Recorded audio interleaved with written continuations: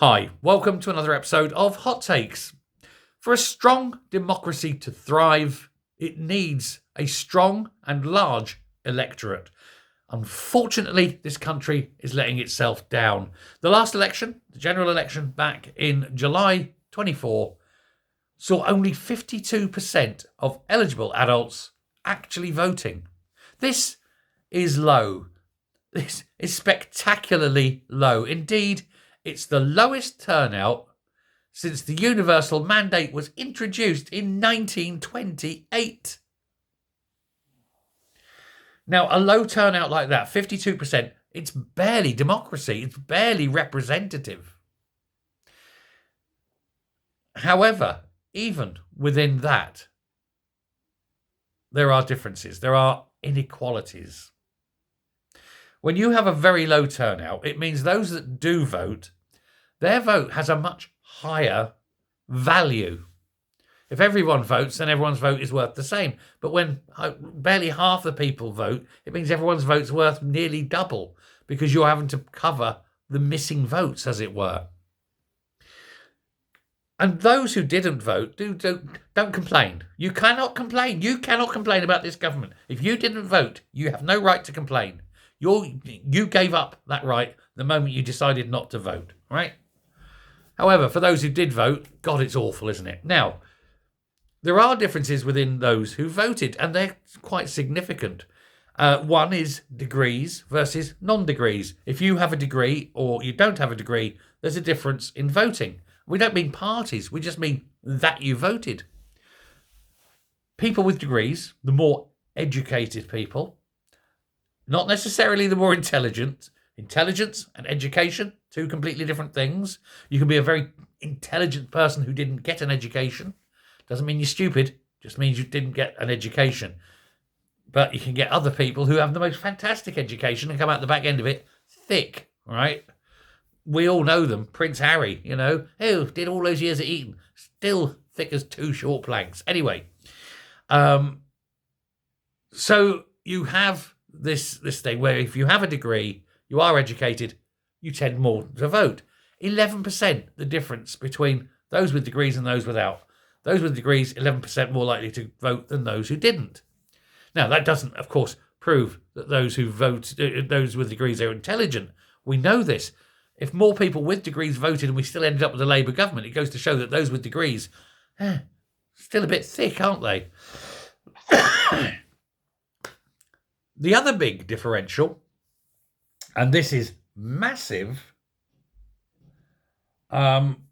is homeowners. If you are a homeowner as opposed to a renter, you are 19% more likely to vote than not. Owning a home gives you almost a fifth greater chance of voting than not. And so anyone who's sitting there at the bottom of the social ladder and they're renting and they're complaining about their lot, they're the ones most likely not to have gone out to vote to change it. So they're the ones, again, you can't moan. If you don't vote, you can't moan. Class. The higher up the social class you go, and I know everyone says, we're in an equal society now. Are we bollocks, right? But the higher up the social order you are, the more likely you are to vote. There are other differences. Working manual jobs. If you're in a manual job, you're less likely to vote than if you're in an office job, for example. The turnout gap between 18 to 24 and the 60s and overs, which are a similar size cohort, even though you'd wonder. But yeah, they're a similar size cohort at the moment. The over 60s, 21% more likely to vote than the 18 to 24s. Hardly surprising.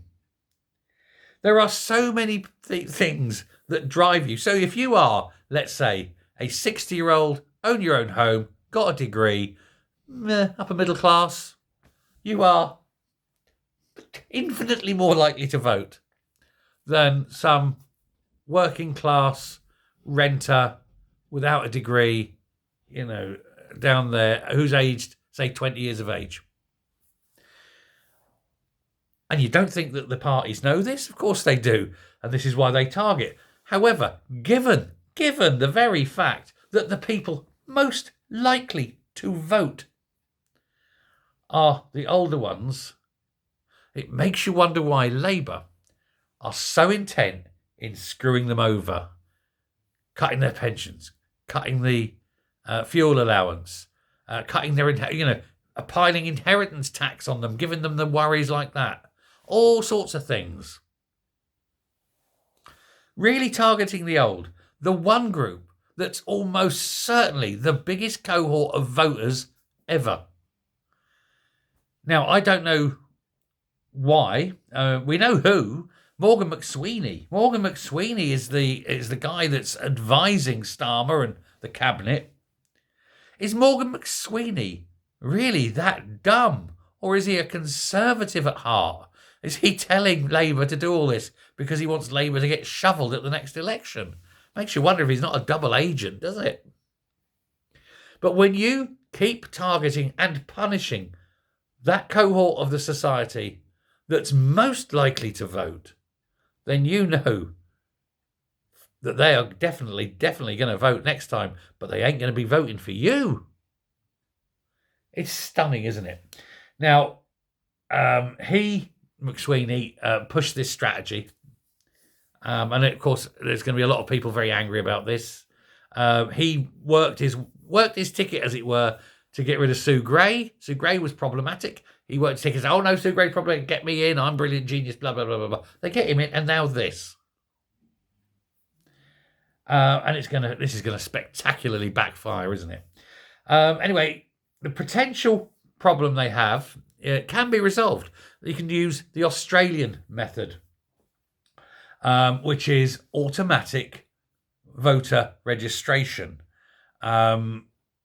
where they send you out this thing, and unless you actively take yourself off the list, you have to go on the list. And if you fail to vote, that is punishable.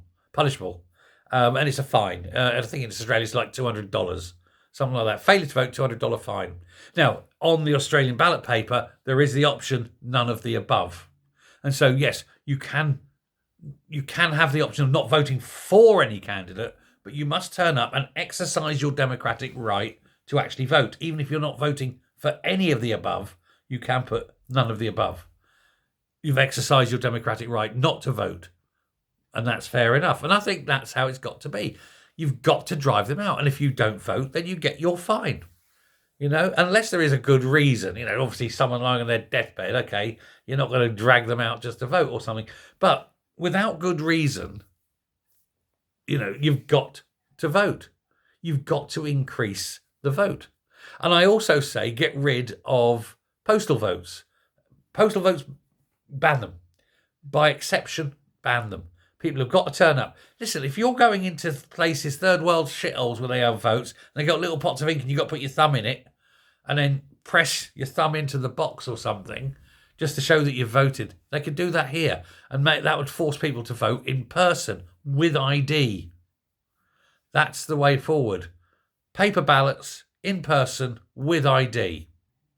And if they don't turn up with ID, fine them for not voting. Simple, isn't it? Let me know what you think. Thanks a lot. Bye.